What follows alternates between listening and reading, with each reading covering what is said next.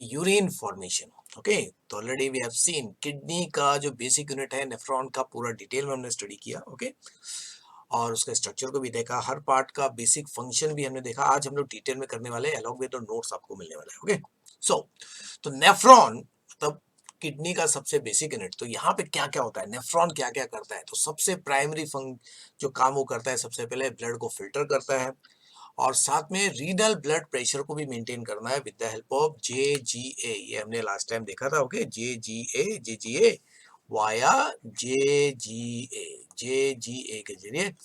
तो पहले वो फिल्ट्रेशन ऑफ ब्लड करता है जिससे बनता है प्राइमरी यूरिन, और ये प्राइमरी यूरिन जो है फाइनली इट इज कन्वर्टेड, इसको प्रोसेस किया जाता है और प्रोसेस करके बनता है फाइनल यूरिन बनता है। ओके, और डूइंग प्रोसेसिंग सो मेनी चीजों को चेक किया जाता है, वाटर का लेवल, सॉल्ट का लेवल, ओके, हर चीज का। देन फाइनल जो यूरिन बनता है, ओके, वो हो गया मेन, वो बन जाता है मेन बॉडी का एक्सक्रीटरी फ्लूइड बन जाता है, जो सबसे आखिर में रिलीज होता है। फिर काउंटर करंट मैकेनिज्म। तो ये मैकेनिज्म क्या है? अब यहाँ पे दो एस्पेक्ट है, एक तो ये जो आपका डिसेंडिंग लिम है, नीचे की तरफ जाने वाला, ओके, और ये असेंडिंग लिम है। दे आर एक्चुअली, यहाँ पे जो यूरिन अंदर फ्लो हो रहा होगा ये अपोजिट डायरेक्शन में। साथ में जो ब्लड वेसल्स है, ब्लड वेसल्स का भी फ्लो अपोजिट डायरेक्शन में होता है। यानी कि ये लास्ट में बताया था, ये आपका सपोज ब्लड वेसल है, तो इसमें अगर फ्लो ब्लड का नीचे से ऊपर की तरफ हो रहा है, तो आपका जो यूरिनरी ट्यूब है, मतलब रीनल ट्यूब्यूल, इसमें जो फ्लो हो रहा होगा यूरिन का, वो अपोजिट डायरेक्शन में हो रहा होता है। Okay, so that helps in maintaining the water and salt level, और एक कॉन्सेंट्रेशन ग्रेडियंट बन जाता है। और इस कॉन्सेंट्रेशन ग्रेडियंट की वजह से तो इट मेंटेन्स कॉन्सेंट्रेशन ग्रेडियंट, जिसकी वजह से कैन सी पैसेज और एब्जॉर्प्शन ऑफ सब्सटेंसेस आसानी से हो जाता है। कॉन्सेंट्रेशन ग्रेडियंट तैयार होता है। Okay, next acid base balance, मतलब यहाँ पे पीएच के लेवल को मेंटेन करते हैं bye regulating the hydrogen ion, potassium ion, sodium you can C ion के लेवल को, ओके, चेंज किया जाता है। रेगुलेशन ऑफ इलेक्ट्रॉन, मतलब जितने भी आयंस है, ओके, मतलब कैटायंस एंड एनायंस, इनके लेवल को भी मेंटेन किया जाता है। उसी को ऑस्मो रेगुलेशन कहते हैं। ओके, ऑस्मो रेगुलेशन का काम करता है indirectly. Then what else? Reabsorption of materials. Okay, which one? The vital जो है, vital, जैसे उसमें ग्लूकोज आएगा, आपका अमीनो एसिड्स आएगा, उसको कंप्लीट, तो कुछ केमिकल्स को कंप्लीटली रीअब्सॉर्ब किया जाता है और फिर कुछ मटेरियल को सीक्रेट भी करता है, जैसे एक हार्मोन्स हो गया आपका, विटामिन हो गया, ओके, फिर वेस्ट लाइक टॉक्सिन्स, ड्रग्स जो है, इन सबको एक्सक्रीट करना पड़ता है। ओके, तो ये हो गया, देखिए, different functions of the nephron. ये सारे के सारे फंक्शंस जो है ना सर, दोस्तों, बच्चों, ये सब रिलेटेड है। ओके, तो ये इस तरह किया जाता है ताकि बॉडी जो है वो वेस्ट के साथ साथ एक ऐसी बाकी चीजों को भी क्या करेगा, मेंटेन करेगा। ओके, ताकि बॉडी का ऑस्मोटिक बैलेंस, ब्लड प्रेशर सब मेंटेन हो। चलिए, अब देखते हैं कि ये यूरिन फॉर्मेशन एक्चुअली होता कैसे है। ओके, तो जो भी process, what ever activities actually happens in nephron या हैपन्स इन किडनी, ओके, जिससे फाइनल यूरिन बनता है, उस मैकेनिज्म्स को फिजियोलॉजी ऑफ यूरिन फॉर्मेशन कहते हैं, उसी को मैकेनिज्म ऑफ यूरिन फॉर्मेशन कहते हैं। ओके, और ये होता है नेफ्रॉन के जरिए।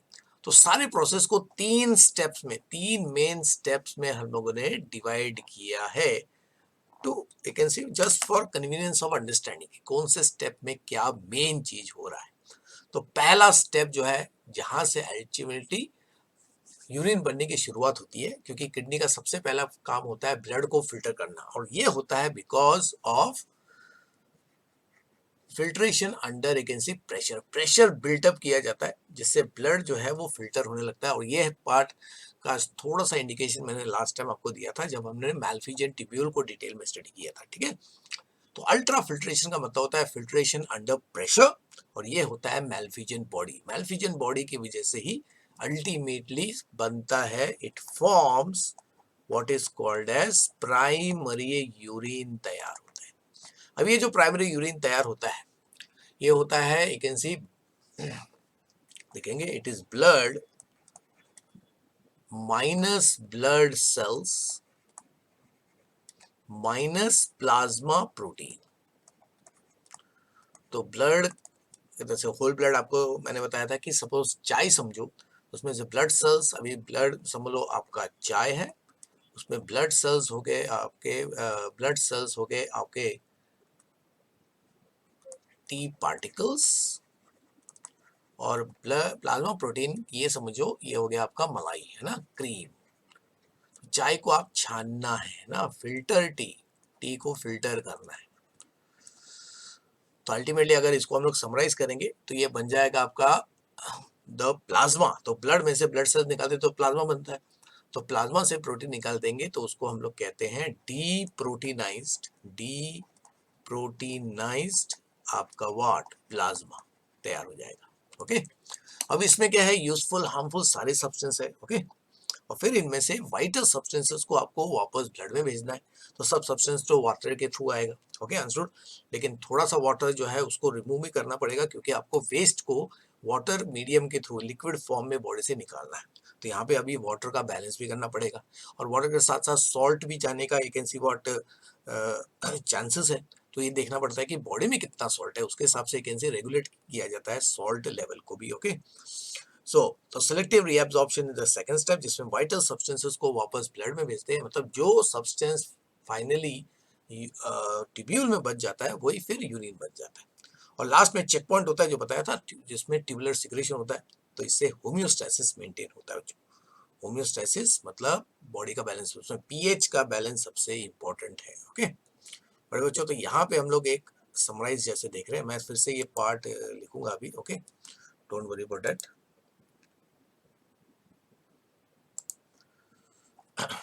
तो देखिए, तो ओवरऑल प्रोसेस अगर यहाँ पे देखेंगे हम लोग, ओके, तो यहाँ पे आपको एकदम सिस्टमैटिक तरीके से दिख रहा है, सिंपल तरीके से। ये रिप्रेजेंट कर रहा है आपका बोमेन कैप्सूल, दे है आपका Bowman capsule along with the glomerulus, है ना। यहाँ पे क्या हो रहा है, ओके, ओके, तो एफरेंट आर्टेरियोल इनकमिंग ब्लड लेके आ रहा है, और इफरेंट क्या है, लेके जा रहा है। ओके, हाँ, यहाँ पे डायमीटर, डायग्राम में थोड़ा सा टेक्निकल डिफरेंस, मतलब यहाँ पे डायमीटर थोड़ा सा बड़ा दिखा है। ओके, तो ये फिल्ट्रेशन हो गया इस जगह पे। तो यहाँ पे तो ये आपका जो एरो दिख रहा है आपका पर्पल कलर का या पिंक कलर का, ये है ग्लोमेरुलर फिल्टरेशन, इसको अल्ट्रा फिल्ट्रेशन कहते हैं, इसी को अल्ट्रा फिल्टरेशन कहते हैं, है ना। फिर से जो ट्यूब निकलता है रीनल ट्यूब्यूल, तो ये आपका रीनल ट्यूब्यूल है, रीनल ट्यूब्यूल। तो ट्यूब्यूल का हर मतलब अब ये पूरा रीनल ट्यूब्यूल रिप्रेजेंट कर रहा है, जिसमें आपका पीसीटी है, डीसीटी है, लूप ऑफ हेनले रिप्रेजेंट करता है। तो जब वो यूरिन इस रीनल ट्यूब्यूल से पास होता है, मेजॉरिटी ऑफ चीजें देखो वापस जा रही है, वापस जा रही है, यहाँ पे जा रही है वापस। तो ये वापस जो जा रहा है उसी को ट्यूबुलर एब्जॉर्प्शन कहते हैं या सेलेक्टिव, और ये होता है बाय सेलेक्टिव मेथड। ट्यूबुलर मतलब यूजफुल चीजों को जो बॉडी के लिए जरूरी है उसी को क्या है वापस भेजा जाता है। ओके, और फिर लास्ट पार्ट में क्या होता है कि कुछ चीजें अगर ब्लड में वापस हार्मफुल है लेकिन ब्लड में वापस चली गई है, तो उसको क्या करना है, आपको वापस क्या है यूरिन में डाल देना है, तो उसको ट्यूबुलर सीक्रेशन कहा जाता है। ओके, तो शुरुआत होती है ग्लोमेरुलर फिल्ट्रेशन से, इसको अल्ट्रा फिल्ट्रेशन भी कहते हैं। ओके बड़े बच्चों, अब इसमें जो सबसे पहला स्टेप है ग्लोमेरुलर फिल्ट्रेशन, उससे आपका क्या होता है कि ब्लड में से हम लोग, मतलब ब्लड को आप लोग क्या समझो, टी समझो, उसमें से मैंने माइनस कर दिया है ब्लड सेल्स, जिसको आप टी पार्टिकल्स समझो, टी पार्टिकल्स, और फिर उसमें से आपको निकालना है आपका प्लाज्मा वाट प्रोटीन, जिसको आप मलाई समझो या क्रीम समझो, है ना। तो चाय में से आपको टी पार्टिकल और क्रीम निकाल देना है, इसका मतलब अल्टीमेटली ये हो जाएगा plasma without, plasma without you can C proteins, और इसी सब्सटेंस को हम लोग प्राइमरी यूरिन कहते हैं। ओके, तो ultra filtration ultimately forms the primary urine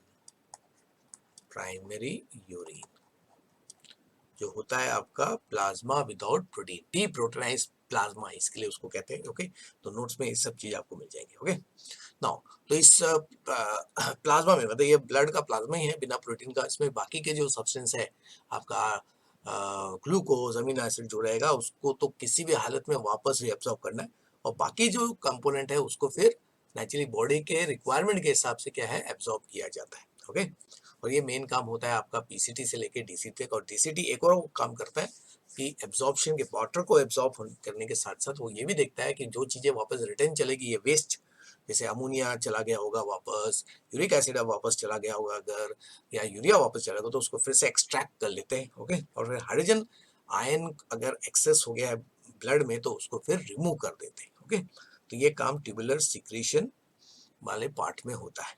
okay, चलिए, तो यूरिन फॉर्मेशन को ब्लड कंपोजिशन रेगुलेटिंग मैकेनिज्म भी कहते हैं, यानी कि actually kidney helps in keeping the blood composition what normal, मतलब होम्योस्टेसिस। इसके लिए होम्योस्टेसिस जो टर्म हम यूज करते हैं कि किडनी की वजह से ब्लड का कंपोजिशन नॉर्मल रहता है। ओके, और अगर ब्लड का कोई भी कंपोनेंट अगर किडनी की वजह से क्या हो गया, कम या ज्यादा हो गया, तो फिर बॉडी में अप्रोप्रिएट सिग्नल्स जनरेट होते हैं। जैसे अगर पानी बॉडी से लॉस हो गया है, लेकिन ज्यादा यूरिन प्रोड्यूस हो गया, तो इसका मतलब है क्या है, ज्यादा पानी लॉस होगा तो पर्सन को फिर थर्स्ट सिग्नल आता है। अंडरस्टूड, समझा? तो इस तरह क्या है, बॉडी के बैलेंस को मेंटेन किया जाता है। लेकिन किडनी का फंक्शन इसके लिए बहुत इंपॉर्टेंट है, क्योंकि किडनी की वजह से ही अल्टीमेटली ब्लड का कंपोजिशन क्या होता है वो नॉर्मलाइज किया जाता है, क्योंकि बॉडी का हर पार्ट ब्लड में कुछ ना कुछ केमिकल डाल देता है। Okay, understood? तो उसकी वजह से ब्लड का कंपोजिशन कीप्स ऑन चेंजिंग, और किडनी के फंक्शन की वजह से ब्लड का ये जो कंपोजिशन है, ओके, हर एस्पेक्ट जो ब्लड के हैं, ओके, अगर उसमें कोई हार्मोन ज्यादा हो गया उसको भी किडनी निकाल देगा। आप दवाई खा रहे हो, उस दवाई को भी अल्टीमेटली किडनी रिमूव कर देगा। हाँ, लेकिन एक चीज है, किडनी उन्हीं चीजों को यूरिन के रूप में बाहर निकाल सकता है जो वाटर सोल्यूबल होना चाहिए। Okay, understood?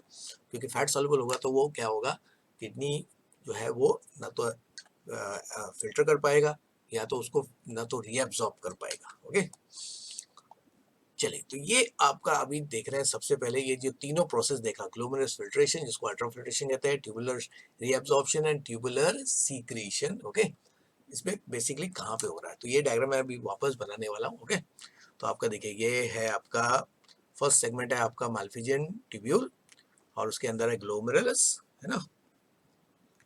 तो इस एरिया में आपका ग्लोमेरुलर फिल्ट्रेशन होता है। ओके, फिर जो लिक्विड यहाँ पे कलेक्ट होता है इस जगह पे, उसी लिक्विड को हम लोग कहते हैं प्राइमरी यूरिन। और प्राइमरी यूरिन का जो अमाउंट है वो कितना है, वो है 125 ml पर मिनट। कि मैं बताता कि ये कलेक्टिंग डक्ट तक पहुंचते पहुंचते उसका अमाउंट खाली 1.25 ml पर मिनट रह जाता है, यानी कि इसका मतलब होता है only 1% of the primary urine. अभी primary urine is the first step of vacancy filtration, इसको प्राइमरी फिल्टरेट भी कहते हैं। तो ये सारे टर्म्स, अल्टरनेट टर्म्स आपके नोट्स में अभी मैं दिखा दूंगा। ओके, तो उसका खाली 1% फाइनल यूरिन में बन जाता है। हाँ, अगर पानी ज्यादा है तो ये अमाउंट थोड़ा सा वैकेंसी वार्ड बढ़ जाएगा, और पानी अगर बॉडी में कम है तो ये अमाउंट थोड़ा सा क्या हो जाता है, कम हो जाता है। That is also a part of homeostasis. Okay, अभी आपका देखो ये सेगमेंट तो आपका पीसीटी है, यहाँ से देखिए अभी एरो से मैक्सिमम रीअब्जॉर्प्शन होता है, मैक्सिमम रीअब्जॉर्प्शन होता है। Okay, understood? तो जो आपका दिख रहा है कि पीसीटी के आसपास जो ब्लड वेसल है उसी में क्या है आपका चीजें वापस जा रही है। तो ये जो एरो आपको दिख रहा है ब्लू कलर का, ये इंडिकेट करता है आपका रीअब्जॉर्प्शन, और कुछ चीजें जो है वापस रिटर्न भी भेजी जाती है। तो जो वापस रिटर्न आ रहा है आपका रीनल ट्यूब्यूल में, ओके, उसको कहते हैं सीक्रेशन, इसको सीक्रेशन कहते हैं। और जो वापस ब्लड की तरफ जो एरो जा रहा है वो हो गया आपका व्हाट, रीअब्जॉर्प्शन। पीसीटी में होता है ऑलमोस्ट एकेंसी, जो भी रीअब्जॉर्प्शन होता है पीसीटी में सबसे मैक्सिमम रीअब्जॉर्प्शन होता है आपका 70 से 80% तक का रीअब्जॉर्प्शन पीसीटी में हो जाता है। फिर नेफ्रॉन का जो लूप है, okay, descending, this is the descending part and this is the ascending part. यहाँ पे होता है ऑस्मो रेगुलेशन, ऑस्मो रेगुलेशन होगा इधर। तो इसमें जो डिसेंडिंग लिम्ब है ये वाटर के लेवल को बैलेंस करता है और असेंडिंग लिम्ब में आपका सोडियम का लेवल बैलेंस किया जाता है। तो इस सेगमेंट के फंक्शन की वजह से तो इसमें क्या है कि ये जो कॉन्सेंट्रेशन है, यूरिन का कॉन्सेंट्रेशन, उसको ग्रेजुअली ऊपर से नीचे की तरफ चेंज किया जाता है, जिससे एक कैन से कॉन्सेंट्रेशन ग्रेडियंट बनता है। And this gradient is very essential for rapid, you can see what movement of substance between the tubule and the surrounding blood vessel.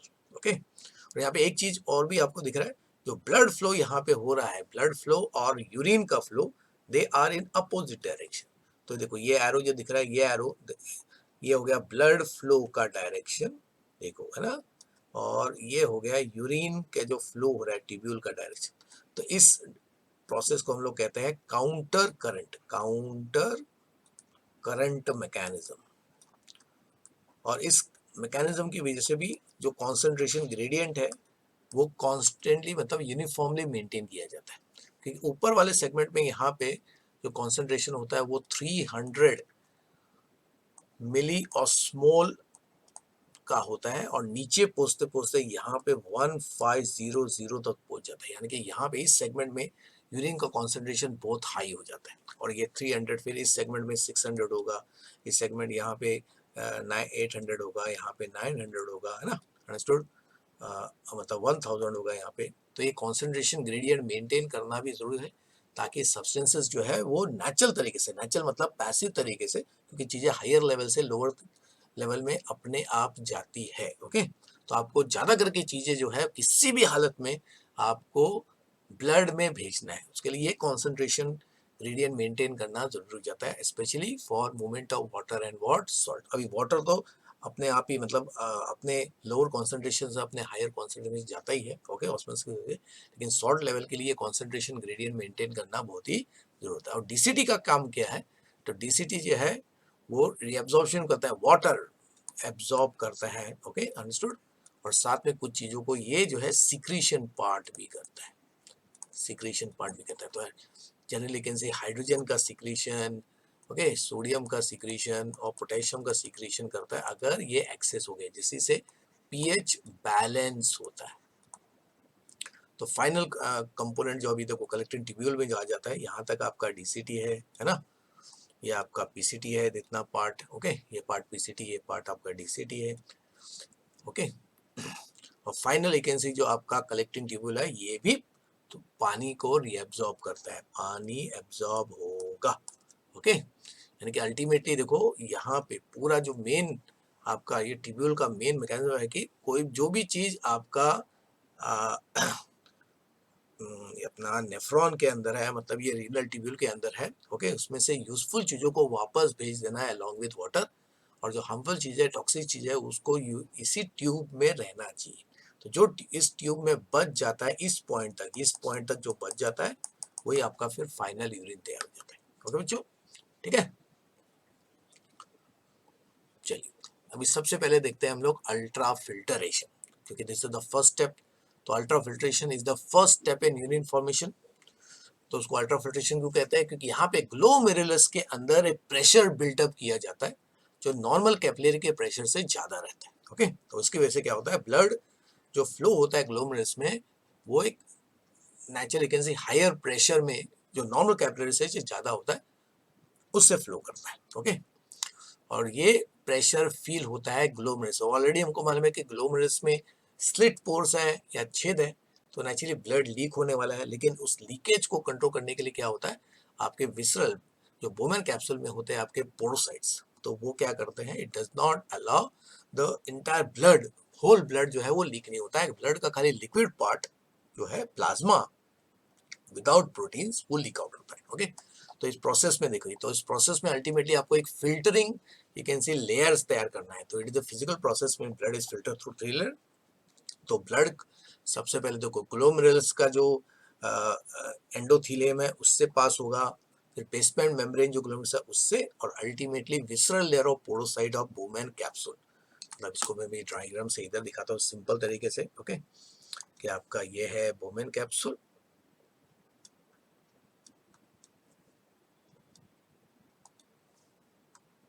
देखो ये आपका बोमेन कैप्सूल, सिंपल लाइन है ना। हमने कल you can सी इस एस्पेक्ट को डिटेल में देखा है। तो देखो ये जो लेयर है ये है विसरल लेयर, अभी हम लोग सेल्स नहीं दिखाएंगे, ये विसरल लेयर है, ठीक है। अभी ग्लोमेरुलस दिखाएंगे, तो ग्लोमेरुलस को सिंपल करके दिखाएंगे। तो ये है इनकमिंग आर्टरी, आर्टेरियोल ये आउटगोइंग, और उसके बीच में होता है आपका कैपिलरी नेटवर्क लाइक दिस, है ना। सपोज ये इन है ये आउट है, हाँ उस पर डिफरेंस होगा, और ये इंटरकनेक्टेड रहते हैं, ब्रांच रहते हैं, ओके। तो ये है एंडोथीलियम, एंडोथीलियम, और इन दोनों के बीच में जो स्पेस है, ओके, स्पेस में नेचुरली होता है आपका बेसमेंट मेम्ब्रेन, एपिथेलियम का बेसमेंट मेम्ब्रेन। ये है दोनों के बीच का बेसमेंट मेम्ब्रेन। तो ये तीनों लेयर मिलके, ये तीनों लेयर, ये तीनों, एक, ये दो, ये तीन, इसमें देखो आपका बेसमेंट मेम्ब्रेन नॉन सेलुलर है, basement membrane is non cellular, बाकी दोनों सेलुलर लेयर है।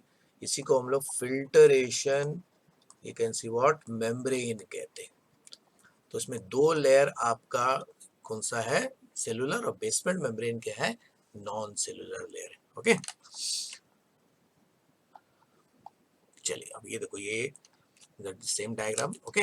तो ये आपका देखो यहाँ पे प्रॉपर आपको दिख रहा है, ओके। तो क्या दिख रहा है बच्चों, यहाँ पे ये आर्टेरियल है, इनकमिंग आर्टेरियल, इसका डायमीटर बड़ा है, ओके। तो एफरेंट आर्टेरियल का diameter you can see what, bigger diameter है, बिगर डायमीटर,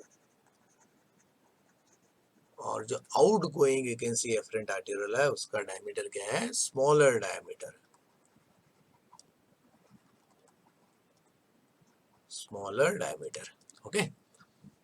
उसकी वजह से होता है कि ये जो ग्लोमेरुलस है इसमें नेचुरली प्रेशर बिल्ड हो जाएगा। तो ग्लोमेरुलस में हमें मालूम है क्या देखा था हमने, छोटे छोटे पोर्स होते हैं, यहाँ पे पोर्स नहीं दिखाया है, या खाली यू कैन सी रिप्रेजेंटेशन दिया है पोर्स, और जहाँ जहाँ पे पोर्स होते हैं वहाँ पे नेचुरली सब्सटेंस क्या होगा, लीक आउट होगा, है ना। तो अब देखो, अभी ब्लड में देखो बड़े जो ग्रीन कलर के सब्सटेंस दिख रहे हैं वो तो प्रोटीन्स है। तो प्रोटीन का साइज जो है वो पोर से छोटा होता है, ओ सॉरी बड़ा होता है। फिर आरबीसी डब्ल्यूबीसी जो भी रहेंगे ब्लड सेल्स, इनका भी साइज नेचुरली क्या होगा, बड़ा होगा, तो वो इस स्लिट पोर से ओपन एंटर नहीं करते। तो जो जिनका साइज छोटा होता है, ओके, वही आपके स्कैपुलर स्पेस, तो ये जो स्पेस आपको दिख रहा है जिसमें ये मॉलिक्यूल्स अभी क्या हो रहे हैं, एंटर कर रहे हैं, ये है आपका कैप्स्यूलर स्पेस, इसमें ये एंटर कर रहा है। तो जो लिक्विड अभी इस सेगमेंट में बन जाता है उसी को हम लोग कहते हैं ग्लोमेरुलर फिल्टरेट, उसी को you can C primary urine भी कहते हैं, अलग अलग नाम है जो अभी आपके सामने यू कैन सी मैं नोट्स में रखूंगा, ओके। और अल्ट्रा फिल्ट्रेट इसके लिए कहते हैं क्योंकि इट इज अंडर प्रेशर, तो ये क्रिएट होता है बिकॉज ऑफ द प्रेशर। यहाँ पे तीन टाइप के प्रेशर जो है वो जनरेट होता है, जिसके हम लोग बाद में दिखाएंगे। तीन टाइप का प्रेशर जिसको यहाँ पे कर होता हूँ। तो पहला होता है ग्लोमेरुलर हाइड्रोस्टैटिक प्रेशर, दूसरा blood colloidal osmotic pressure, and तीसरा होता है कैप्सुलर हाइड्रोस्टैटिक प्रेशर। तो ये तीन प्रेशर मिलके, ओके, इस फिल्टरेशन रेट को, यानी कि जिस स्पीड से ये फिल्ट्रेशन होगा उस स्पीड को हम लोग कहते हैं आपका इफेक्टिव फिल्टरेशन वाट प्रेशर। ये सब बातें हमें स्टडी करनी है, ओके, इस टर्म्स, ओके। और इसकी वजह से एक रेट से क्या होगा, प्राइमरी बनता है जिसको कहते हैं glomerular you can say filtration rate. तो ये सारे टर्म्स अभी बाद में हम लोग देखने वाले हैं, ओके। तो जीएचपी, बीसीओपी और सीएचपी ये डिसाइड करते हैं आपके इफेक्टिव फिल्ट्रेशन प्रेशर, या नेट, उसी को नेट फिल्टरेशन प्रेशर भी कहते हैं। और ये डिसाइड करता है कि आपका जो मैल्फिजियन बॉडी है वो कौन से रेट से ब्लड को फिल्टर करेगा। तो उसको जीएफआर कहते हैं, मतलब blood filtering rate, blood filtering rate भी कहते हैं उसको, ओके। तो ये हम लोग बाद में अभी देखेंगे टेबल टेबल के जरिए, मतलब उसका नॉर्मल वैल्यूज कितना है, ओके। और यहाँ पे देखा जहाँ जहाँ पे स्लिट पोर्स है वहाँ पे हमको मालूम है उसी स्लिट पोर्स के ऊपर ही, जहाँ जहाँ पे स्लिट पोर्स होते हैं, जैसे यहाँ पे अगर स्लिट पोर है तो उसी के ऊपर आपका होता है स्पेशल सेल। अरे वो सेल कौन सा है, वो सेल को हम लोग ब्लू से दिखा रहे हैं, तो वो होता है आपका पोडोसाइट, है ना, यहाँ पे पोडोसाइट होगा, यहाँ पे पोडोसाइट, यहाँ पे पोडोसाइट, जहाँ जहाँ पे स्लिट पोर्स होंगे वहाँ पे पोडोसाइट रहता है जो फ्लो को रेगुलेट करता है। ओके बड़े बच्चों, तो ये हो गया आपका बोमेन कैप्सूल का फंक्शन कि ब्लड को फिल्टर करो। और मैंने आपको बताया था कि एक किडनी में आपका एक समय जो है आपका 6, एक मिनट, तो यहाँ पे अगर 625 ml पर you can see what minute pass हो रहा है, तो ये यहाँ पे आते आते 500 ml पर मिनट होता है। इसका मतलब डिफरेंस कितना है आपका 125 ml पर मिनट। ओके, तो ये 125 पर ml पर मिनट यही है जी ऑफ ई, इसी को हम लोग कहते हैं glomerular filtration rate, glomerular filtration rate कहते हैं। ओके बच्चों, ठीक है। चलिए अब इसमें ग्लोमेरुलस का फंक्शन क्या है, तो उसका afferent arteriole has a greater diameter than efferent arteriole, और उसकी वजह से एक हाइड्रोस्टैटिक प्रेशर क्रिएट हो जाता है जिसको कहते हैं GHP, ग्लोमेरुलस हाइड्रोस्टैटिक प्रेशर, जिसका वैल्यू होता है 55 and it is more than, ये जो वैल्यू है 55 mm, it is more than, it is, ये जो वैल्यू है 55, it is more than normal capillary pressure. तो नॉर्मल कैपिलरी जो प्रेशर है उससे ये ज्यादा होता है।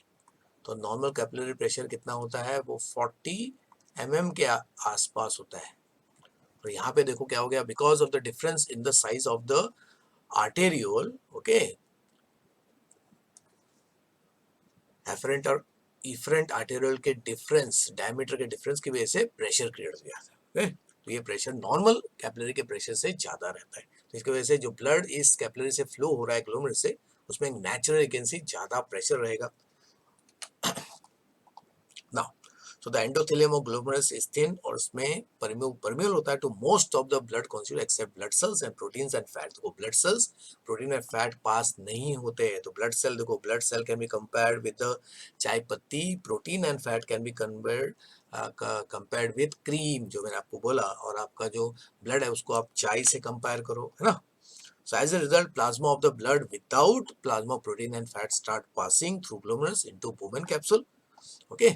और इसी फ्लूइड को हम लोग कहते हैं डीप्रोटीनाइज, इसी को डी, बिना प्रोटीन वाला, डीप्रोटीनाइज्ड आपका प्लाज्मा कहते हैं। That's why it is called deproteinized plasma. Filter होने लगता है। अब इसका स्पीड वगैरह सब डिफाइन करेगा कि भाई ये जो 55 mm मर्क्यूरी वाला प्रेशर है, प्राइमरी प्रेशर है, इसको कौन सा प्रेशर दूसरे प्रेशर अपोज करते हैं।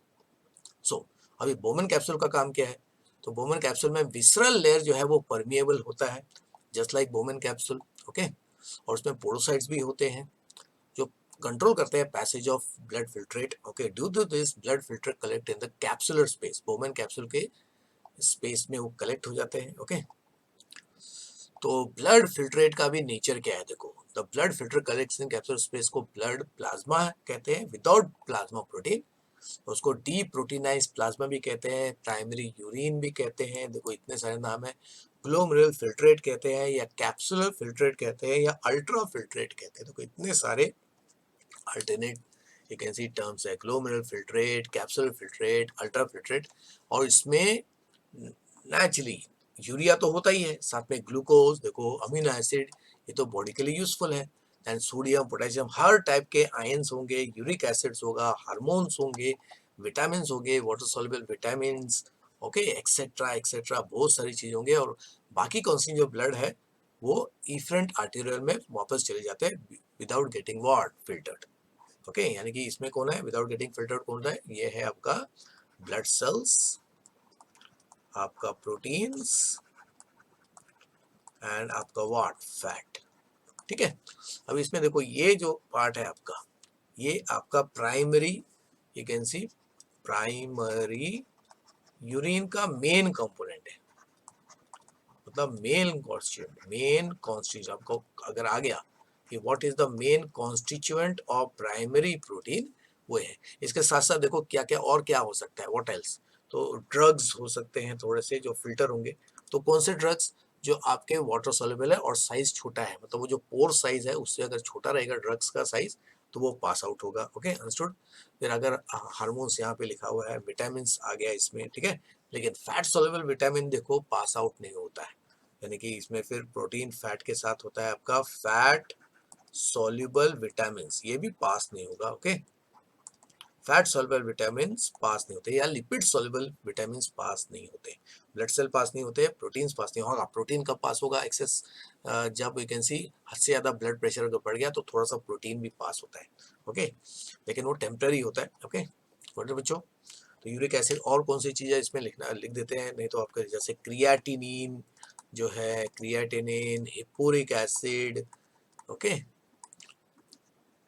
एंड हाइड्रोजन आयंस, ये भी सब पास होते हैं, एक्सेट्रा। सोडियम पोटेशियम तो दिया हुआ है। ओके बच्चों, ओके, तो ये पार्ट आपको जरा याद रखना है। ओके, नाउ अभी जो मैंने पहले बताया कि भाई जो फिल्ट्रेशन का स्पीड है वो किस पे डिपेंड करता है? ओके, तो डिपेंड करता है इफेक्टिव फिल्ट्रेशन प्रेशर पे, जिसको EFP कहते हैं, और ये डिसाइड करता है कि ग्लोमेरुलस का स्पीड, फिल्ट्रेशन, ब्लड को फिल्ट्रेशन का स्पीड कितना रहेगा। ओके, तो देखो, तो यहाँ पे इस डायग्राम में आपको क्या दिख रहा है? आपको कैप्सुलर स्पेस दिख रहा है। तो 3 टाइप का प्रेशर एक्चुअली मालफिजेंट बॉडी के अंदर क्रिएट होता है। तो पहला प्रेशर जो है, पहला प्रेशर जो प्राइमरी प्रेशर है, ये है primary pressure, glomerular capillary pressure. इस प्रेशर को हम लोग कहते हैं GHP। देखो, हाइड्रोस्टैटिक प्रेशर, मतलब देखो अलग अलग टर्म्स भी यूज किया जाता है, ग्लोमेरुलर हाइड्रोस्टैटिक प्रेशर। तो ये प्राइमरी प्रेशर है, और ये प्रेशर मेनली क्यों डेवलप हो रहा है? क्योंकि देखो एफरेंट आर्टेरियल का डायमीटर बड़ा है, इफरेंट का छोटा है, तो ये आपका हो गया एफरेंट आर्टेरियल, और ये है आपका व्हाट? Efferent arterial. तो उसकी वजह से ग्लोमेरुलस जो है उसमें एक नेचुरल प्रेशर बिल्ट हो जाएगा, जो कितना रहता है? तो GF का normal value 55 mm of mercury रहता है। ओके, और ये पॉजिटिव प्रेशर, तो इसकी वजह से फ्लूइड लीक होने लगता है। देखो यहाँ पे ये इस प्रेशर की वजह से आपका फ्लूइड जो है वो आपका बोमेन कैप्सूल में जाने लगेगा। तो ये पॉजिटिव प्रेशर है, मतलब ब्लड फिल्टर होने लगेगा। लेकिन इस प्रेशर को अपोज दो प्रेशर करते हैं। ओके, तो ये होता हो गया आपका पॉजिटिव प्रेशर, ये पॉजिटिव प्रेशर है। इसको अपोज, तो अपोज करते हैं, अपोज बाय 2 प्रेशर्स, 2 प्रेशर और क्रिएट होता है। क्योंकि देखो जो ब्लड अभी फिल्टर हो रहा है वो ब्लड गाढ़ा हो रहा है, तो उसकी वजह से ब्लड का, जो ब्लड अभी एफरेंट आर्टेरियल में जा रहा है उसका ऑस्मोटिक प्रेशर बढ़ जाएगा। क्योंकि देखो ब्लड फिल्टर हो रहा है, उसका लिक्विड निकलता है, इसका मतलब है जो ब्लड एफरेंट आर्टेरियल में जा रहा है वो कॉन्सेंट्रेटेड होगा। तो ब्लड प्रोटीन कॉन्सेंट्रेशन, क्योंकि प्रोटीन तो फिल्टर नहीं हो पा रहे, इसका मतलब है प्रोटीन जो कॉन्सेंट्रेशन है वो ब्लड में बढ़ता है, जिसकी वजह से ब्लड का ऑस्मोटिक प्रेशर बढ़ जाएगा। इसको ब्लड कोलॉइडल ऑस्मोटिक प्रेशर कहते हैं, BCOP, या सिंपल ऑस्मोटिक प्रेशर कहते हैं, जिसका वैल्यू होता है आपका 30 mm ऑफ मर्क्यूरी। तो ये प्रेशर नेगेटिव प्रेशर है, तो ये नेगेटिव प्रेशर है। तो नेगेटिव प्रेशर मतलब ये अपोज करेगा, this pressure is going to oppose the filtration, ये अपोज कर रहा है फिल्ट्रेशन। तो blood colloidal osmotic pressure filtration को अपोज करता है। और फिर तीसरा प्रेशर है, देखो अभी जो कैप्सूल में, ये जो बोमेन कैप्सूल में जो आपका फ्लूइड जमा हो रहा है, ओके, ये अभी आपको मालूम है कि रेनी सीजन में जो है इवेपोरेशन, यानी कि गीला कपड़ा बहुत देर के बाद एक ड्राई होता है, क्योंकि हवा में पहले से मॉइस्चर है। तो वो समर सीजन में क्या है, हवा में मॉइस्चर कम होता है तो कपड़े जल्दी सूख जाते हैं। लेकिन रेनी सीजन में कपड़े जल्दी क्यों नहीं सूखते? उसका कारण है कि एक तो गर्मी नहीं है, दूसरा हवा में पहले से क्या है, वाटर वेपर जाता है, तो वही होता है।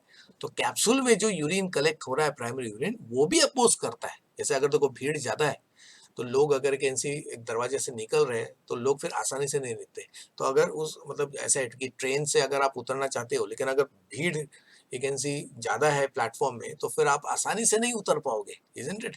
ओके, क्योंकि लोग चढ़ने के लिए आपको अपोज करेंगे, आप उतरने के लिए उनको अपोज करोगे, तो उससे की वजह से अल्टीमेटली मारामारी होती है। ओके, ड्यूरिंग द पीक और in the you can C train. Okay, तो यही है कि जो यूरिन कलेक्ट हो रहा है, ओके, आपका बोमेन कैप्सूल में, उस वो अपोज करता है। ओके, तो प्रेशर इन बोमेन कैप्सूल, उसको कैप्सुलर प्रेशर भी कहते हैं या कैप्सुलर हाइड्रोस्टैटिक प्रेशर भी कहते हैं। इसका वैल्यू होता है अबाउट 15 mm ऑफ मर्क्यूरी। ये भी नेगेटिव प्रेशर है, ये अपोज करता है। ओके, तो फंडामेंटल प्रेशर है आपका जीएचपी, जो फिल्ट्रेशन का main you can C force generate करता है। और उसको अपोज करने के लिए दो प्रेशर है, एक तो कैप्सुलर प्रेशर और दूसरा आपका ये है आपका कैप्सुलर प्रेशर। तो ये आपका कैप्सुलर प्रेशर है, this is the capsular pressure.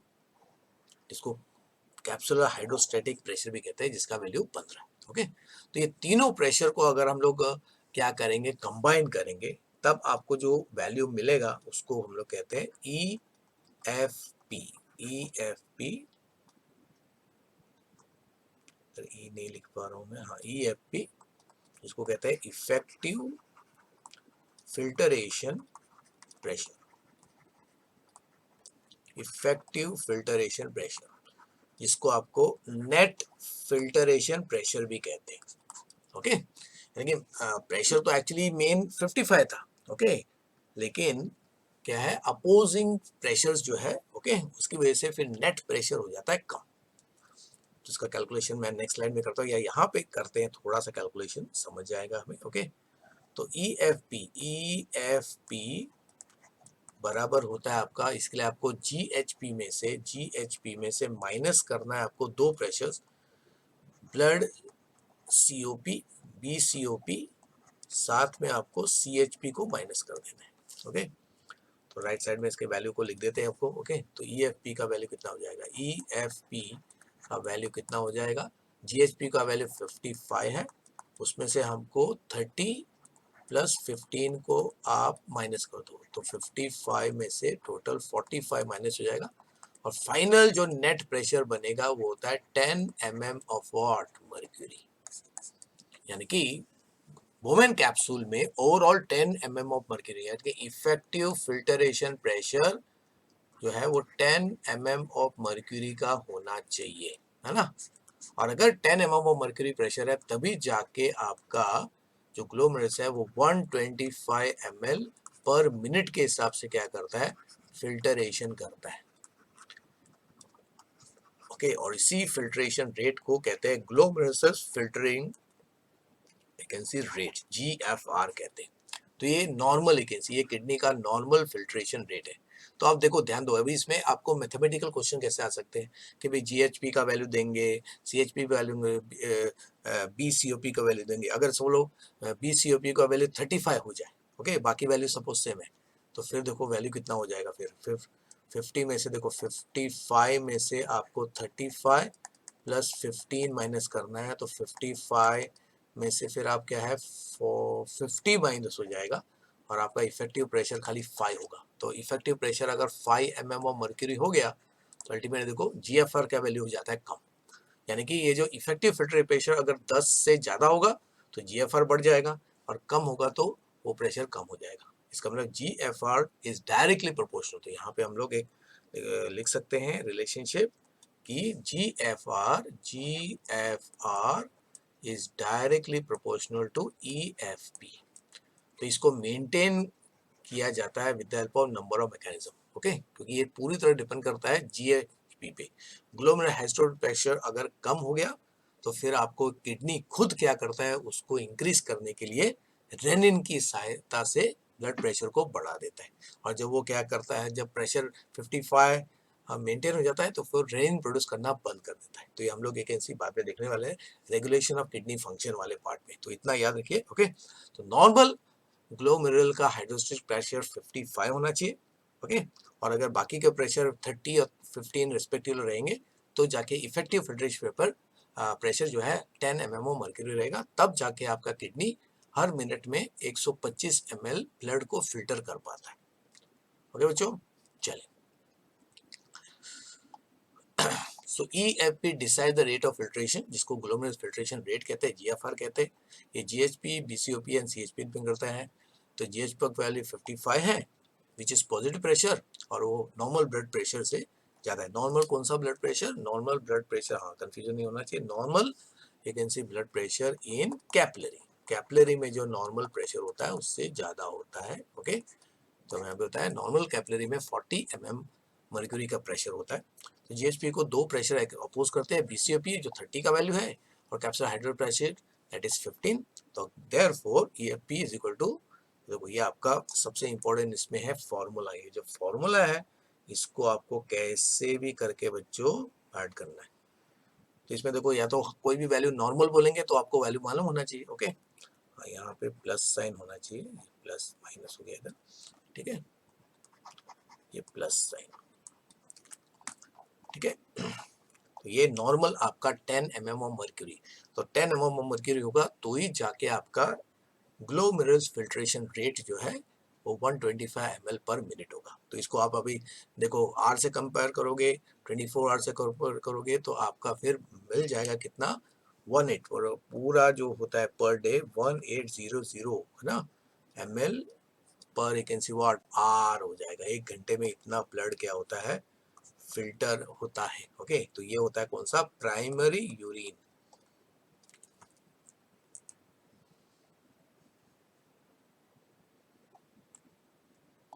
चलिए नेक्स्ट, अभी अल्ट्रा फिल्ट्रेशन तो हो गया, तो अल्ट्रा फिल्ट्रेशन की वजह से क्या हो गया, ब्लड जो है वो फिल्टर हो गया, लेकिन उससे जो सब्सटेंस बना है, जो लिक्विड बना है, उसमें यूजफुल हार्मफुल दोनों चीजें, और आपको क्या करना है, यूजफुल चीजों को वापस सेकेंडरी ब्लड में भेजना है, और जो हार्मफुल चीज को उसको ट्यूब्यूल में रखना है।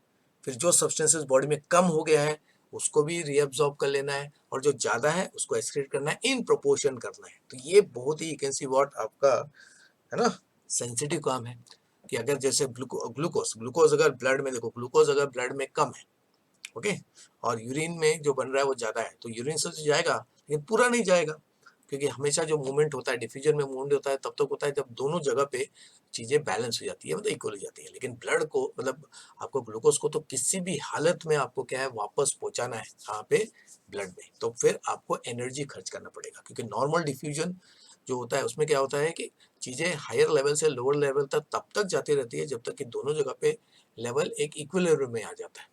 लेकिन कुछ चीजें अभी किडनी के फंक्शन के टाइम पे कुछ चीजें किसी भी हालत में सारा का सारा जो वो मॉलिक्यूल है जैसे ग्लूकोज और एमिनो एसिड, किसी भी हालत में आपको पूरा का पूरा क्या है रीअब्सॉर्ब करना है। तो ये खाली डिफ्यूजन से नहीं होगा, इसके लिए आपको क्या है एनर्जी भी खर्च करना पड़ता है। इसके लिए दो टाइप के एक्टिविटीज होते हैं रीनल ट्यूब्यूल के द्वारा, जो अभी हम लोग पढ़ेंगे री यू कैन सी एब्जॉर्प्शन में। ओके, तो ये सिलेक्टिव रीअब्जॉर्प्शन बोलते हैं, इसको tubular you can see what, tubular you can C reabsorption कहते हैं। और मैं आपको पहले भी कल भी बताया था, रीअब्जॉर्प्शन का मतलब है चीजें वापस you can see enter back, enter back, enter back into what, surrounding, surrounding blood capillaries, blood capillaries में वापस जाना चाहिए, ठीक है ना। तो ये पार्ट बहुत इंपॉर्टेंट है ना। तो it is second step in the urine formation, जिसमें आपका पीसीटी का सबसे मेन रोल है। ओके, क्योंकि most of the substance almost है ना वो पीसीटी एब्सॉर्ब कर लेता है, साथ में हेनरी लूप जो ऑस्मो रेगुलेशन का काम करता है।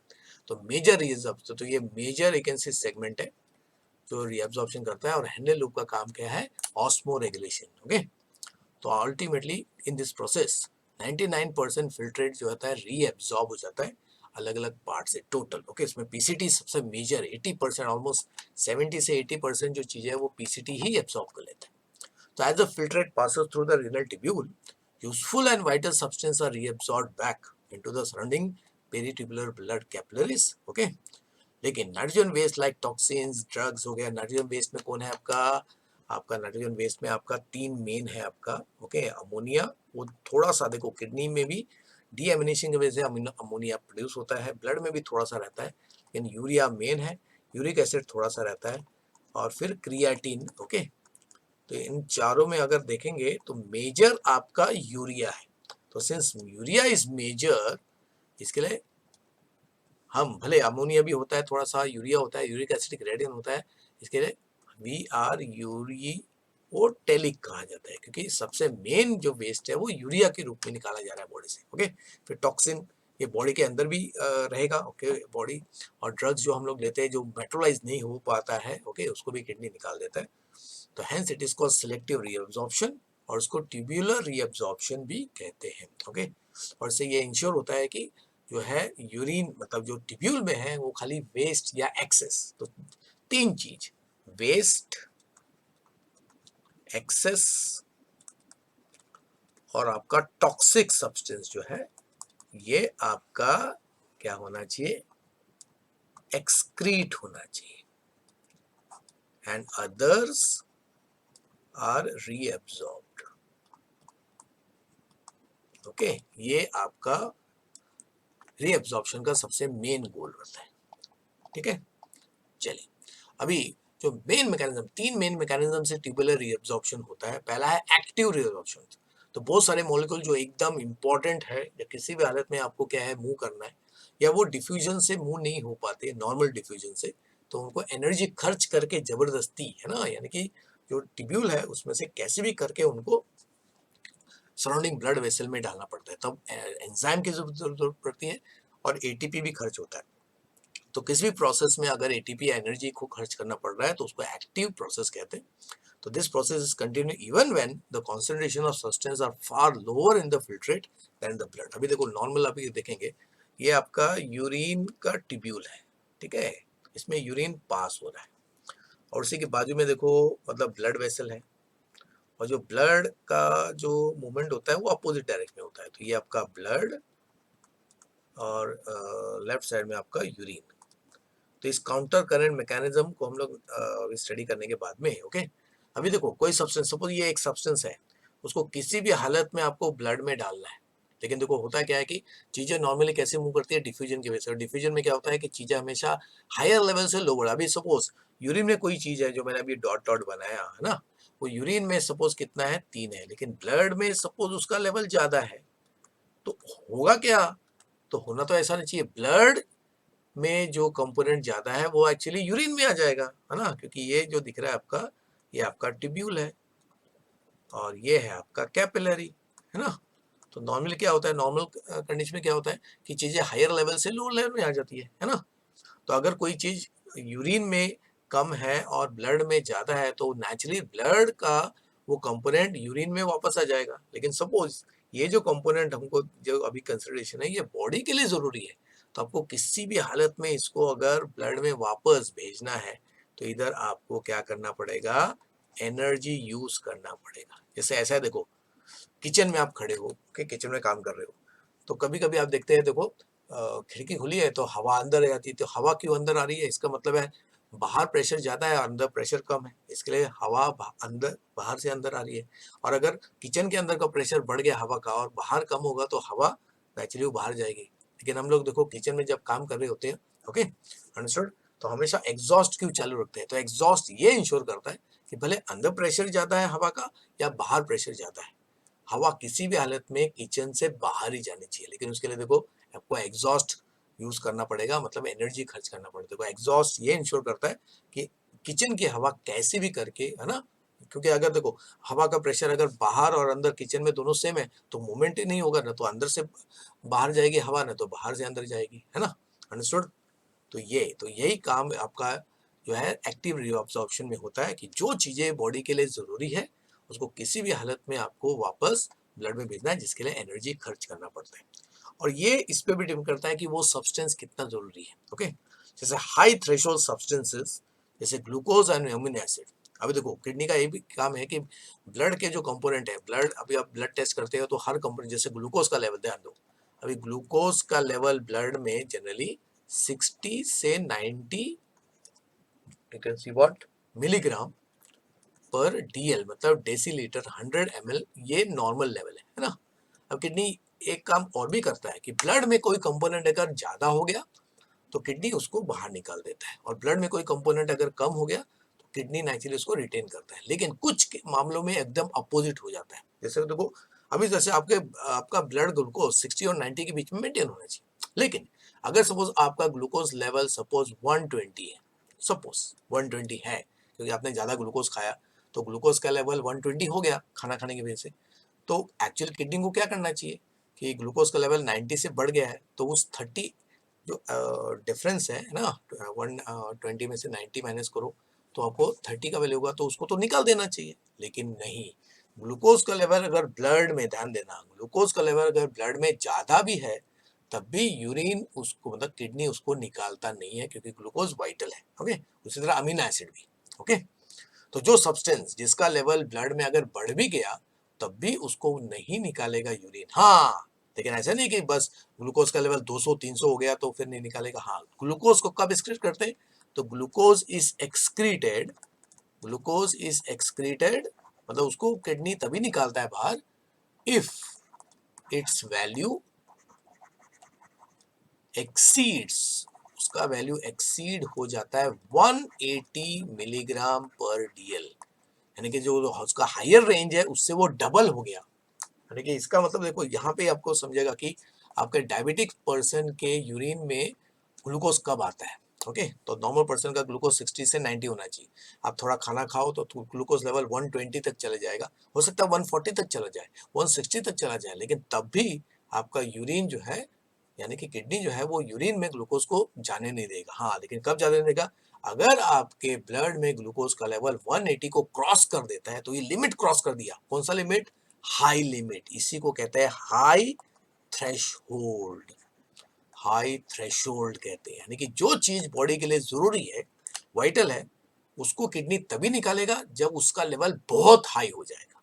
ओके, जैसे ग्लूकोज, अमीनो एसिड, ये हाई थ्रेशोल्ड सब्सटेंसेस है, बॉडी इनको तभी यूरिन के जरिए निकाल देगा। ओके, जब इनका लेवल ब्लड में बहुत ज्यादा होगा, क्योंकि किडनी को एक काम और भी करना है, मतलब यूरिया को तो निकालना है, वेस्ट को निकालना है, साथ में बाकी कंपोनेंट को भी बैलेंस करना पड़ता है ना। तो इसके लिए कोई चीज अगर बहुत ज्यादा अमाउंट में हो गई है लेकिन वो बॉडी के लिए इंपॉर्टेंट है, ओके, तभी यू कैन सी व्हाट आपका वो एक्सेस अमाउंट को निकालेगा। ओके, नाउ तो glucose and amino acid they are reabsorb almost, glucose तो ऑलमोस्ट 100% रीअब्सॉर्ब हो जाता है, amino acid almost you can see 95% plus absorb हो जाता है। तो थोड़ा सा अमीनो एसिड जो है वो लीक आउट होता है। ओके, लेकिन ऑलमोस्ट अमीनो एसिड भी ऑलमोस्ट रीअब्सॉर्ब कंप्लीटली। ओके, फिर कुछ सब्सटेंस होते हैं जिनको कहते हैं लो थ्रेशोल्ड सब्सटेंस, जैसे यूरिया, यूरिक एसिड, जो टॉक्सिक सब्सटेंस होते हैं दे आर रीअब्सॉर्ब नेग्लिजिबली। यानी कि देखो अभी यूरिया का अमाउंट देखते हैं अभी। ओके, तो यूरिया का अमाउंट जो ब्लड में होता है, ओके,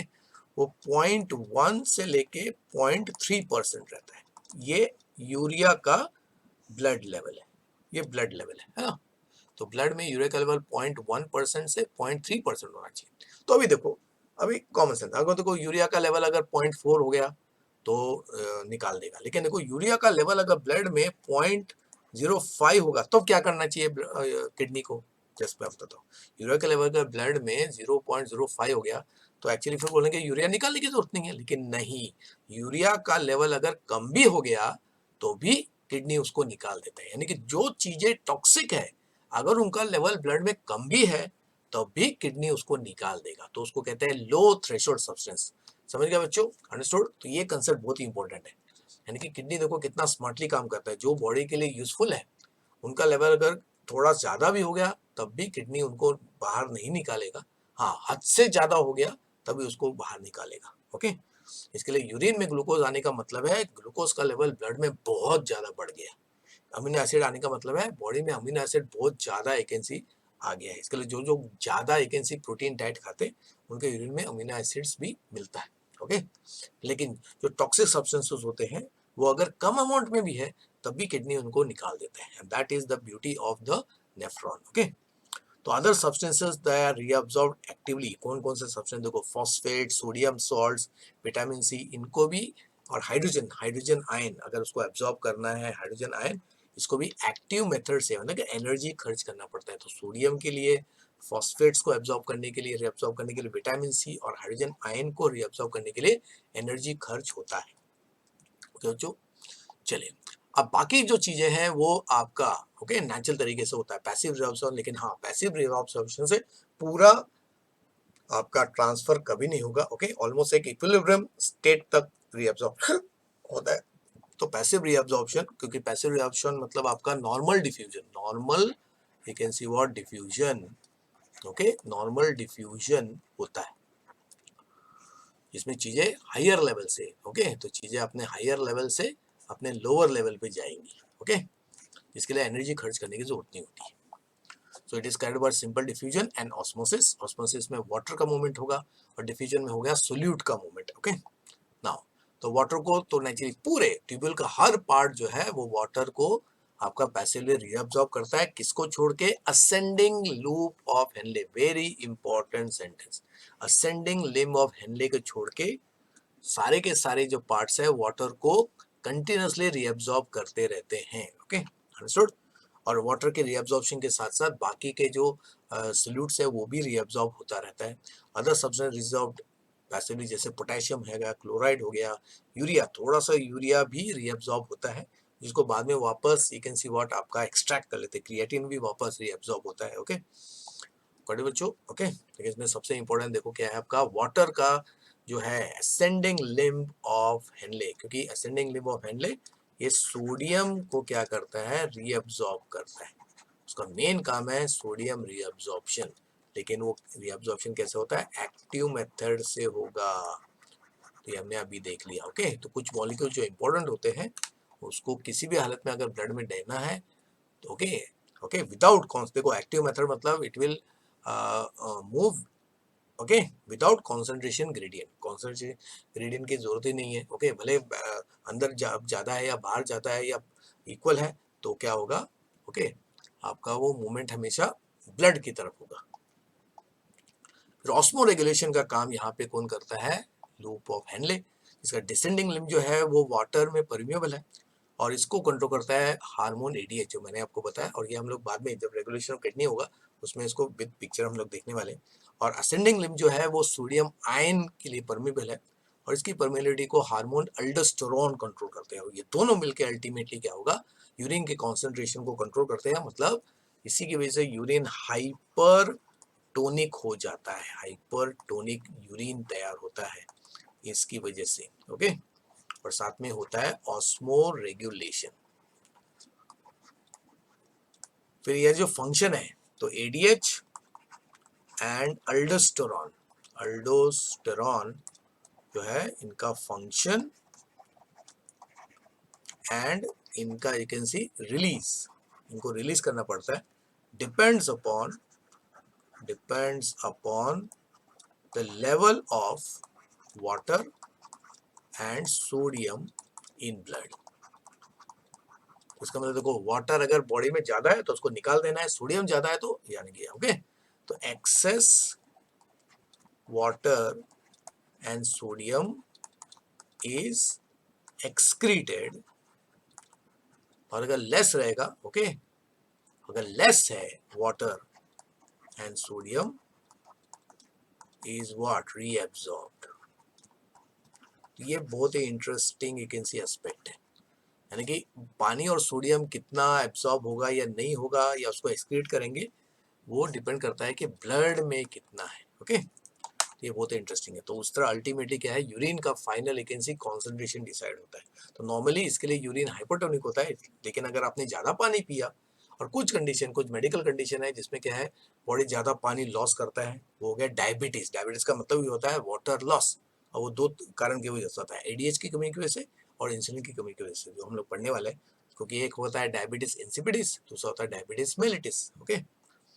चलिए, और लास्ट पार्ट जो है, ओके, वो है ट्यूबुलर सिक्रीशन, ये डीसीटी का काम है। तो थर्ड स्टेप है सप्लीमेंट्री, मतलब सपोर्ट के लिए, कि भाई कुछ चीजें अगर ब्लड में वापस चली गई, जैसे हमने देखा यूरिया, थोड़ा सा यूरिक एसिड, क्रिएटिनिन, वो वापस, और कुछ ड्रग टॉक्सिन जो ट्यूब में थे वो वापस क्या है आपके ब्लड में जा सकते हैं, तो उसको वापस खींच लेना है। और यहाँ पे मेडुला पार्ट जो है, मेडुला का जो टिश्यू है, मैंने आपको बताया, ये जो टिब्यूल ब्लड वेसल के बीच में आपका मेडुलर टिश्यू होता है, ये भी अपने वेस्ट को क्या है एक्सक्रीट कर देता है आपके यूरिन में, ओके, मतलब टिब्यूल। तो मेनली डीसीटी का पार्ट है। तो some toxic, harmful, unwanted substance, abnormal substance जो है जो पेरीट्यूबुलर कैपिलरी में वापस चले गए होंगे, उसको वापस डीसीटी क्या करता है, खींच लेता है। It's just like a can see what, recheck किया जाता है। फिर nitrogen substrate like creatine and ion like potassium hydrogen is also taken back. Okay,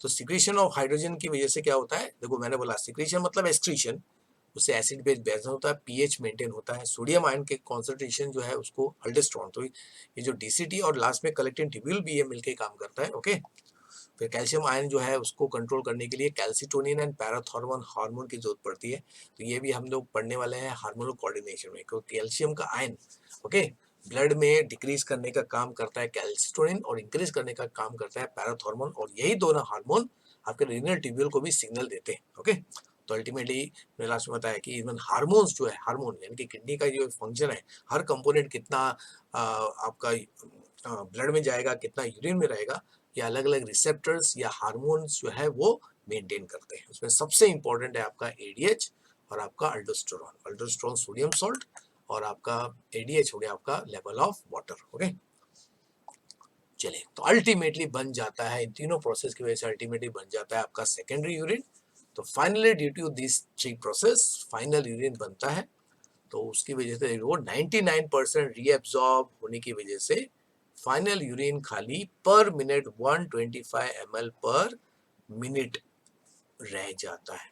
okay, तो उसके हिसाब से अगर आप इसको डेज आवर्स में कन्वर्ट करके डेज में कन्वर्ट करोगे तो ये about you can C 1800 ml पर यू कैन सी डे आ जाएगा ये वैल्यू, और इसमें वेरिएशन है बच्चों। ओके, वो डिपेंड करता है कि कितना पानी पर्सन पी रहा है, उसका एक्टिविटी कितना ज़्यादा है कम है, उसके हिसाब से वो कैलकुलेट होगा। तो फाइनल यूरिन कैसा होता है, देखो हाइपरटोनिक रहेगा, एक्सेसिव कॉन्सेंट्रेटेड रहेगा, उसमें यूरिया रहता है, यूरिक एसिड रहेगा मेन, क्रिएटिनिन रहेगा, टॉक्सिन्स रहेंगे, ड्रग्स रहेंगे, एक्सेसिव सॉल्ट रहेगा। Okay, understood.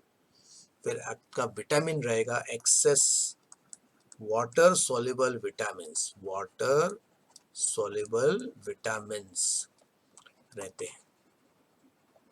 कौन सा वाला, बी कॉम्प्लेक्स, इसके लिए अगर आप बी कॉम्प्लेक्स और सी विटामिन ले रहे हो तो अल्टीमेटली वो एक्सेस अमाउंट जो है वो यूरिन में पास आउट होता है। ओके बच्चों, गॉट इट। जस्ट 1 मिनट बच्चों, इंपॉर्टेंट कॉल है।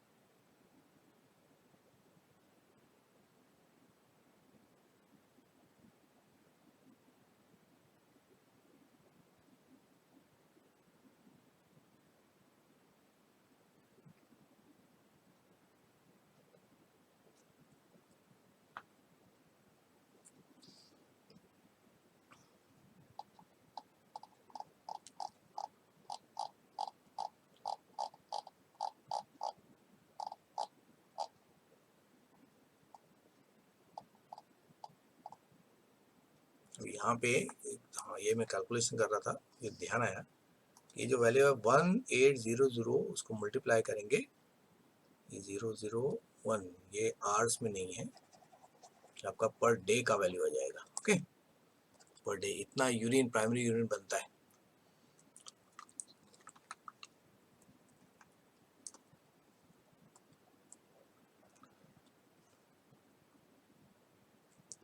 ओके बच्चों,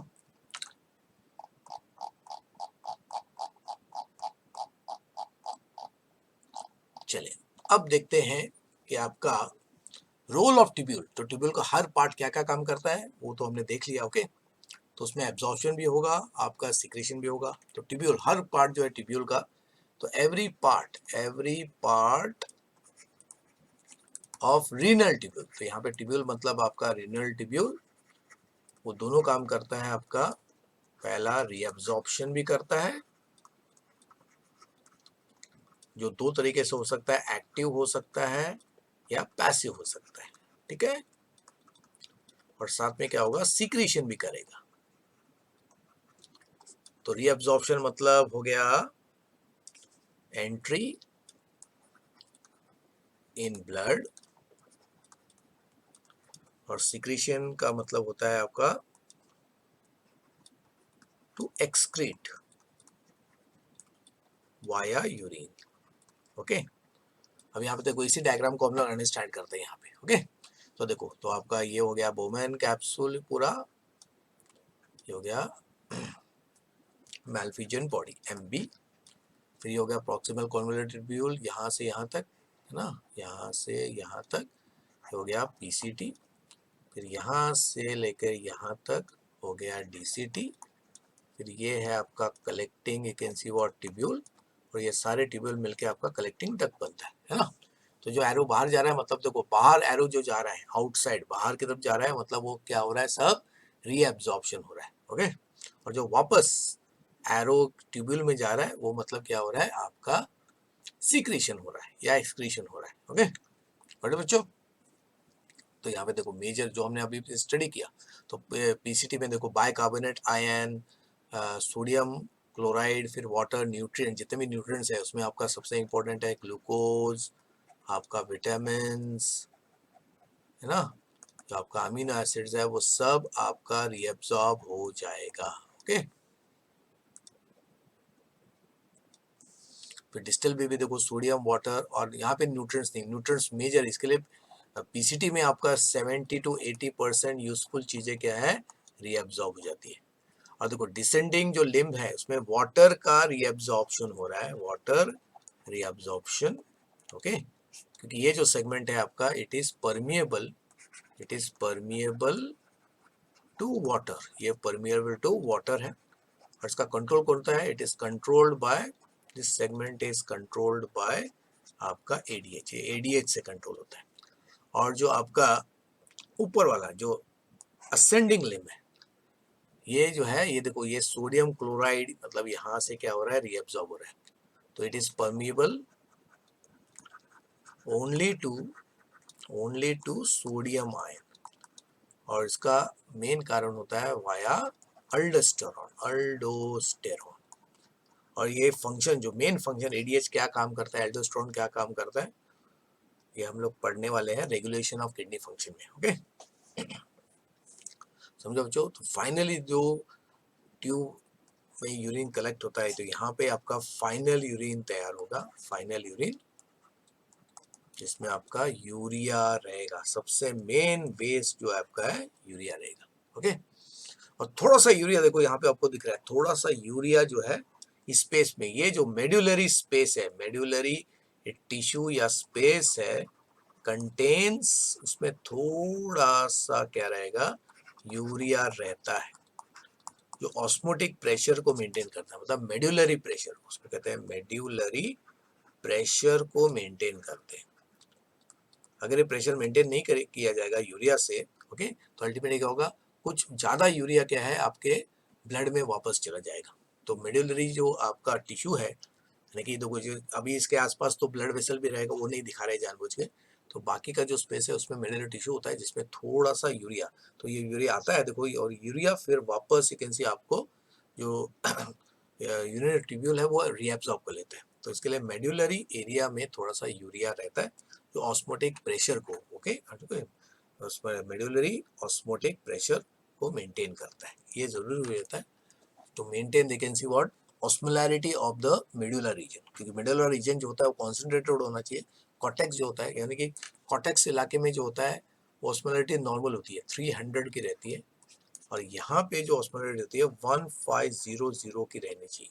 तो इसके लिए 300, ऊपर की तरफ 300 और नीचे की तरफ 500 ml। तो इसकी वजह से ये जो आपका असेंडिंग और डिसेंडिंग लिम्ब है, इसमें वाटर है ना जो है वो निकलता है। देखो वाटर निकलते जाएगा तो कॉन्सेंट्रेशन बढ़ेगा, और सोडियम अगर निकल गया तो अल्टीमेटली क्या है, कॉन्सेंट्रेशन आपका कम हो जाता है, इजंट इट, क्योंकि वाटर के रीअब्जॉर्प्शन से यूरिन बिकम्स हाईली कॉन्सेंट्रेटेड, बहुत ज्यादा, और सोडियम अगर आपने निकाल दिया, ओके, रीअब्जॉर्ब कर लिया, तो उससे वो डाइल्यूट फिर से होने लगता है। ओके, तो ये कॉन्सेंट्रेशन ग्रेडियंट के बारे में हम लोग पढ़ेंगे बच्चों। ओके, तो अभी देखो नोट्स वाला देख लेते हैं पार्ट। तो role of tubule, function of PCT क्या है, तो PCT का जो इनर लाइनिंग है उसमें ब्रश बॉर्डर होता है। ओके, तो ब्रश ऑर्डर की वजह से रीअब्जॉर्प्शन का एरिया बढ़ जाता है, तो nearly 70 to 80% essential nutrient electrolyte आपके PCT से एब्जॉर्ब हो जाते हैं। उससे पीएच और आयन बैलेंस भी मेंटेन होता है। ओके, जैसे hydrogen ion, ammonia ion, potassium ion जो है वो एब्जॉर्ब होता है, साथ में बाइकार्बोनेट भी एब्जॉर्ब होता है, जिससे बफरिंग इफेक्ट होता है। Bicarbonate is very essential to maintain the blood pH. Okay, then Henle loop का काम क्या है अभी बताया।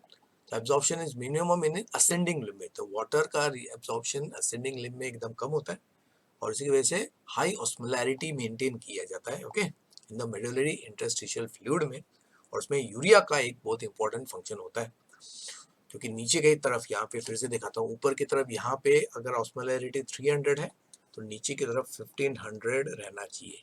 ओके, तो ऊपर से नीचे की तरफ, लिम्ब के नीचे की तरफ क्या होता है, कॉन्सेंट्रेशन बढ़ता है। तो असेंडिंग लिम्ब जो है वो वाटर इम्परमेबल है, लेकिन उससे आयन एक्टिवली या पैसिवली क्या होता है, रीअब्सॉर्ब होते हैं।